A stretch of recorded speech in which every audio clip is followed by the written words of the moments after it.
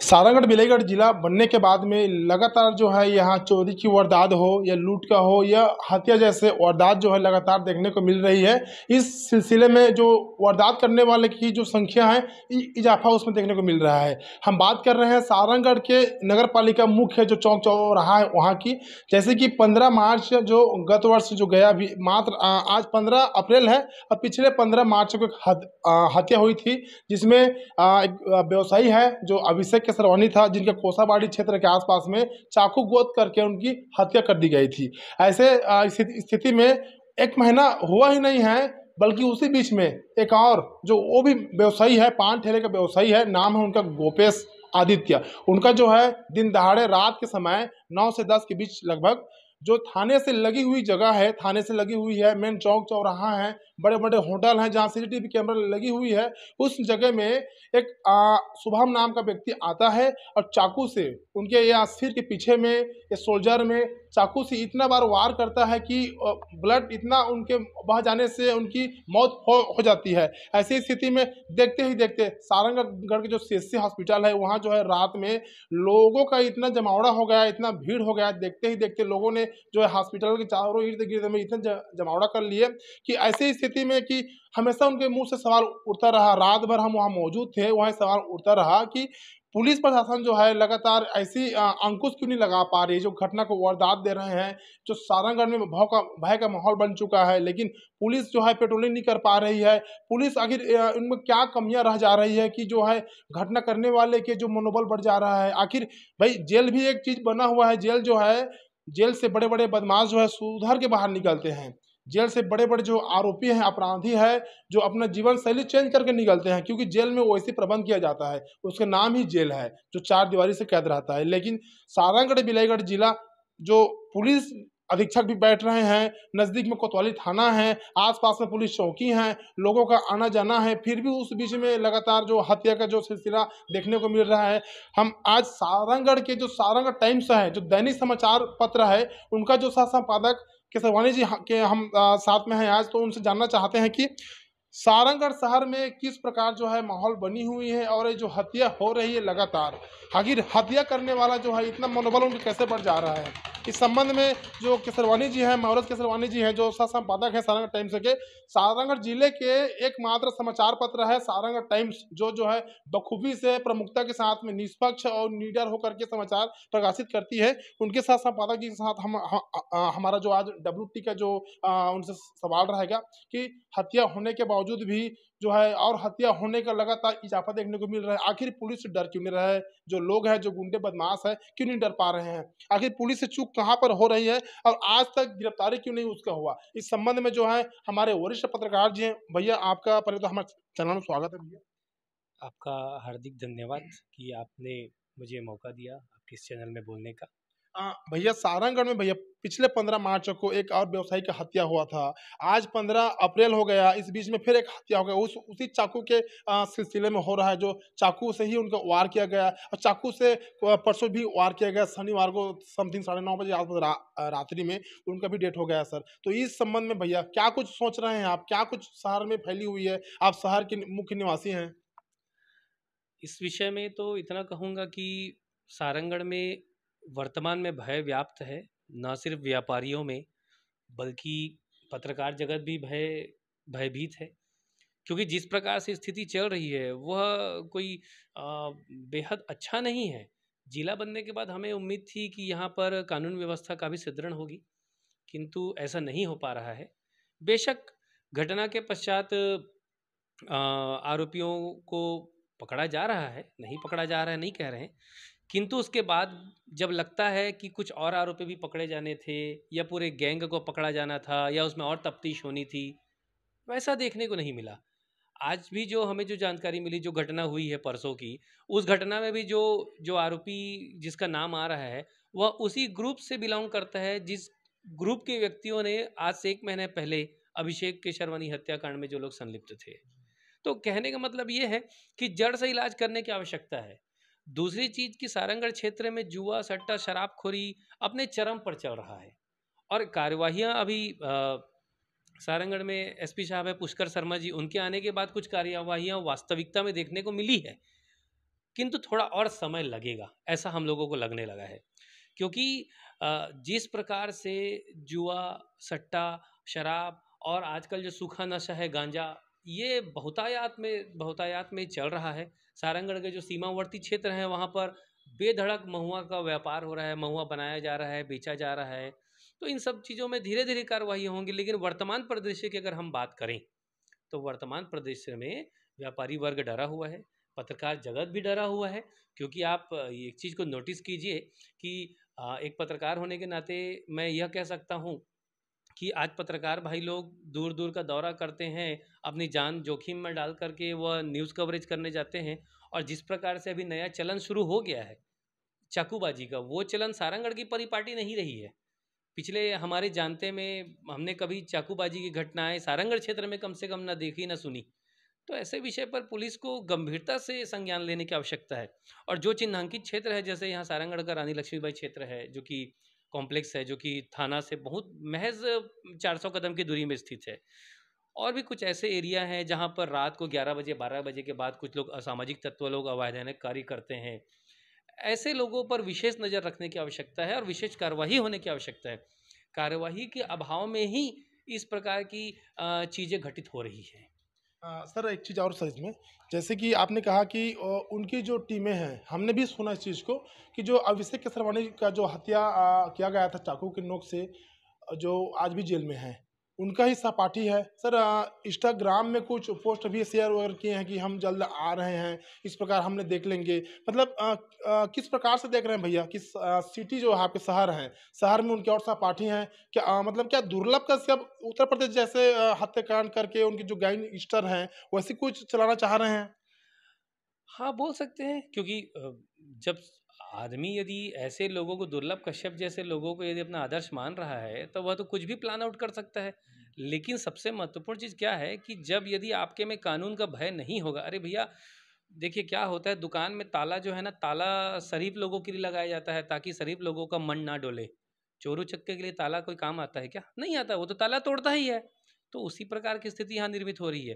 Police के प्रति यदि लोगों के मन में डर रहेगा ही नहीं, कानून के प्रति यदि डर रहेगा ही नहीं, तो चाकूबाजी की घटनाओं में तो बेतहाशा वृद्धि होनी तय है। डर होना चाहिए, डर नहीं रहेगा तो घटनाएं बढ़ेंगी। क्योंकि पता है लोगों की भाई हमने कुकृत्य कर दिया, उसके बाद हमको किसी प्रकार का डर नहीं है, हमको किसी प्रकार की बंदिश नहीं है। यही वजह है कि आज उन लोग सोशल मीडिया में इस टाइप का ऑनलाइन आकर के अपडेट्स कर रहे हैं। तो मुझे लगता है कि यदि अपडेट्स हो रहा है तो साइबर सेल को इसमें संज्ञान लेने की आवश्यकता है और बड़ी कार्रवाई हो सकती है और होनी भी चाहिए। सर इसमें एक चीज़ और है, सुनने में आया है कि जो नए एसपी साहब आए हैं लगातार कार्रवाई कर रहे हैं जो नशा के क्षेत्र को लेकर के, लेकिन पेट्रोलिंग में क्या कुछ इनकी जो दृश्य पड़ रही है, दिशा निर्देशन किस प्रकार की कर रहे हैं? पेट्रोलिंग को मैं पत्रकार होने की हैसियत से बताऊं तो पेट्रोलिंग को बढ़ाने की आवश्यकता है। सारंगढ़ क्षेत्र में रात को जो पेट्रोलिंग होनी चाहिए उसको बढ़ाने की बहुत ज़्यादा आवश्यकता है। और ऐसे ऐसे चेहरों पर भी कार्रवाई की आवश्यकता है जो चेहरे लंबे समय से संदिग्ध कार्यों में संलिप्त रहे हैं। पुराने जो ट्रैक्ड वाले जो पर्सन है, उन जो क्रिमिनल रिकॉर्ड वाले पर्सन हैं, उन लोगों को भी थोड़ा सा लाइन अप करने की आवश्यकता है। क्योंकि सरकार अगर बदली है तो प्रभाव उसका दिखना चाहिए। और इसमें कोई दो राय नहीं है कि एसपी पुष्कर शर्मा जी के आने के बाद से कार्रवाइयों में तेजी आई है। कार्रवाइयाँ तो हुई है। आप देख सकते हैं कि भाई पुरानी जब गवर्नमेंट थी तो जुए में कभी कार्रवाई नहीं होती थी। वो होती भी थी तो नाम मात्र की कार्रवाई होती थी, खाना पूर्ति होती थी। किंतु इस बार जब कार्रवाई हुई है तो बिल्कुल 3 दिन 4 दिन की उनको जेल यात्रा करनी पड़ी। तो ये पुष्कर शर्मा जी के आने के पश्चात ही यह हुआ है। तो इसमें कोई दो राय नहीं है। इनके आने के बाद कसावट तो दिखी है, किंतु कहीं ना कहीं हत्या जैसी बड़ी वारदातें भी हो रही है। तो उस पर कड़ा कड़ा और बड़ा कदम लेने की आवश्यकता है ताकि व्यापारी वर्ग में, पत्रकार वर्ग में जो डर व्याप्त है वो दहशत से उनको मुक्ति मिले। सर जैसे कि चाकूबाजी, सर चाकू लगातार जैसे 1 महीना पहले भी एक हत्या किया गया चाकू से, और कल परसों के डेट में भी एक जन का हत्या किया गया चाकू की नोक से।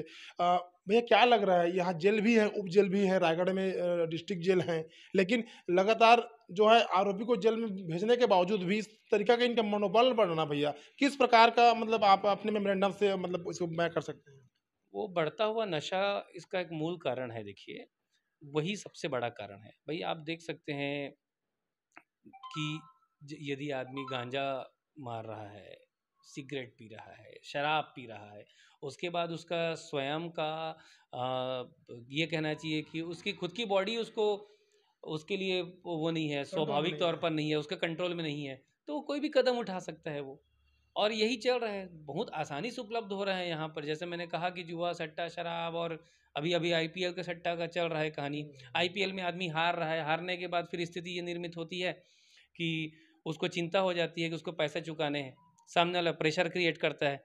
फिर धीरे से स्थिति ऐसी होती है कि या तो घर बेच करके, ज़मीन बेच करके वो पैसा दे, नहीं तो फिर या तो फिर आत्महत्या करे, और नहीं वो भी नहीं होती तो घर में चोरी करेगा, घर में चोरी नहीं करेगा तो कुछ ना कुछ ऐसा काम जरूर करेगा, क्योंकि उसने लगाया 2 नंबर में है पैसा, तो उसको वसूल करके देना भी है उसको। इसकी वजह से परिवार परेशान होता है, घर के लोग परेशान होते हैं। इनका क्या है, ये तो गांजा के नशे में हत्या कर दी है। अब जिस व्यक्ति के ऊपर, उसके परिवार के ऊपर जो आपदा, जो विपदा आई है, उस पर कौन संज्ञान देगा? उसका तो पूरा परिवार उजड़ गया। अभी जो अभिषेक हत्याकांड हुआ है, उस हत्याकांड में आप देखिए उसके परिवार के लोग कम परेशान है क्या? परेशान है। आज आज 2 दिन पहले जिस युवक की हत्या हुई है, वो क्या था भाई? व्यवसायी था, पान दुकान चलाता था, परिवार का भरण पोषण करता था। उस पर क्या कर, उस पर उसके बारे में हम क्या सोचे? हम तो ठीक है, दोषी को हम बोल रहे हैं कि आरोपी है, इसको पकड़ेंगे, लेकिन जिसका जिसका एक बच्चा चला गया, जिसके घर का चिराग चला गया, इन सब चीज़ के तह में आप जाओगे तो आपको दिखेगा कि वही नशा, वही दारू, वही जुआ, वही सट्टा, वही शराब, वही गांजा, वही महुआ। तो इन सब चीज़ों में लगाम लगाना अति आवश्यक है, क्योंकि युवा वर्ग बड़ी तेजी से चपेट में आ रहा है, और इसका खामियाजा आने वाले समय में आपको, हमको, सभी लोगों को भुगतना पड़ सकता है। और ये हर काम सिर्फ पुलिस के भरोसे नहीं हो सकता। यहाँ बहुत से कमेटियाँ बनी हुई है, चाहे राजनीतिक दल हैं, यहाँ पर चैम्बर ऑफ कॉमर्स है। मुझे लगता है कि जो सामाजिक संस्थाएं हैं, जो सेवा समितियां हैं, उन लोगों को भी इस विषय में कुछ पहल करनी चाहिए। भैया जो अभिषेक केसरवानी जो हत्याकांड हुआ था उसमें 7 दिवस के अंदर में उनसे जो आरोपी था उनका उसको बेंगलोर से पुलिस जो उठा कर ले आई। तो इसमें क्या लग रहा है भैया, शनिवार का जो हत्याकांड हुआ आज सोमवार हो गया, क्या लग रहा है कितने दिवस में पुलिस जो कार्रवाई इसमें मतलब करने के लिए क्या कुछ आप सोच रहे हैं, कितने दिन में इसमें हो सकता है खुलासा जो है? वो जिस प्रकार से इंस्टाग्राम वगैरह में ऑनलाइन है, और ऑनलाइन है जो हमें जानकारी मिल रही है, तो उस हिसाब से मुझे लगता है कि साइबर सेल यदि एक्टिव होती है तो बहुत जल्दी उसे पकड़ सकती है। बाकी यह काम तो पुलिस वालों का है, क्योंकि हम तो एक, आपने मुझे पत्रकार के हिसाब से मुझे सौभाग्य दिया कि भाई मैं यहाँ पर आपको कुछ बोल सकूं। तो मुझे ये लगता है कि जल्द ही पुलिस को इस विषय में बड़ा बड़ा कदम उठाने की आवश्यकता है, और शायद उठा भी ले, ऐसा भी हो सकता है, क्योंकि पूरा सारंगढ़ चाहता है कि जितने भी जो दोषी हैं, जो आरोपी हैं, वो सलाखों के पीछे रहे। ये पूरे सारंगढ़ की हर व्यक्ति की इच्छा है ये तो। चलिए ठीक है भैया, धन्यवाद। ये आप सुन रहे थे सारंगढ़ टाइम्स के साथ संपादक महावरस के सरवानी जी को, जो दैनिक समाचार पत्र चलाते हैं जिले में। बता दूं मैं आपको कि 15 मार्च को जो हत्या किया गया था वो भी अभिषेक केसरवानी जो हैं वो भी एक फैंसी स्टोर का संचालक था।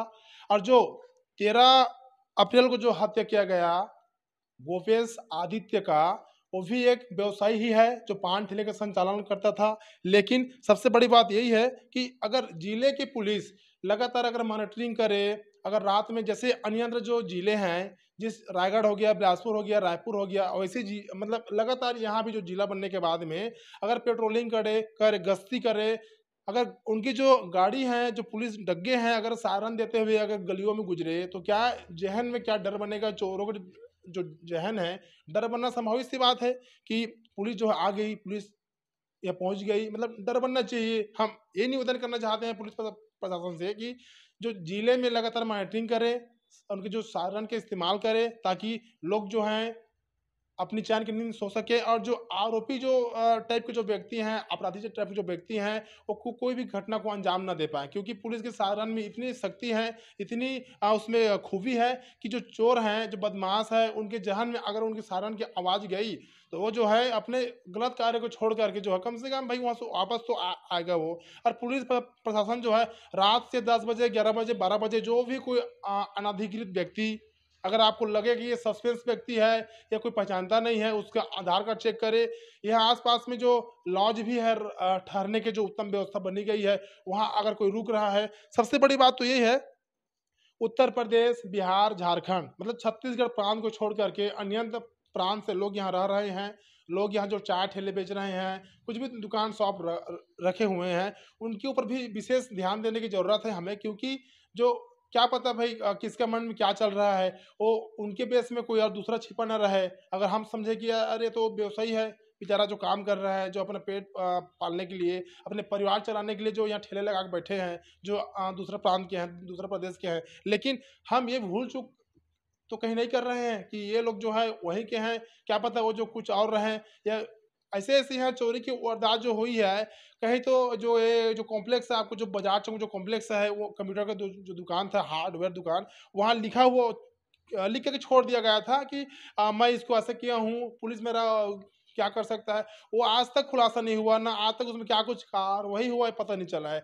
ऐसे ऐसे बहुत सारे रॉबरी हो चुके हैं बैंकों में सारंगढ़ के, जिसमें आज पर्यंत तक पुलिस जो है उनकी गिरफ्तार तक नहीं पहुंच पाई है। लेकिन ये जो हत्या हो रहा है लगातार, हमें सुनने में मिल रहा है कि ये जो इनके जो गिरोह है, जो सरगना है, वो जो है दुर्लभ कश्यप जैसे जो यूपी का जो बदमाश सा गैंगस्टर था, वैसे ये जो है गैंग चलाना चाह रहे हैं। आज इंस्टाग्राम पे एक पोस्ट डला हुआ है जो शुभम के नाम पर डला हुआ है। शुभम उसमें बोल रहा है कि मैं जल्द आऊँगा, मेरे और साथी हैं, मेरे भाई लोग हैं, मुझे डरने की ज़रूरत नहीं है। मतलब इस प्रकार की जो उनकी सोच है, इनसे जो भय बना हुआ है, ये भय को प्रशासन जो है मुक्त करे और ऐसे लोगों के ऊपर तत्काल कार्रवाई करे। देखते हैं, समाचार हमारी लगातार चल रही है और ये कब तक गिरफ्तार होती है। Dinesh Jole, Sarangarh, DNI news.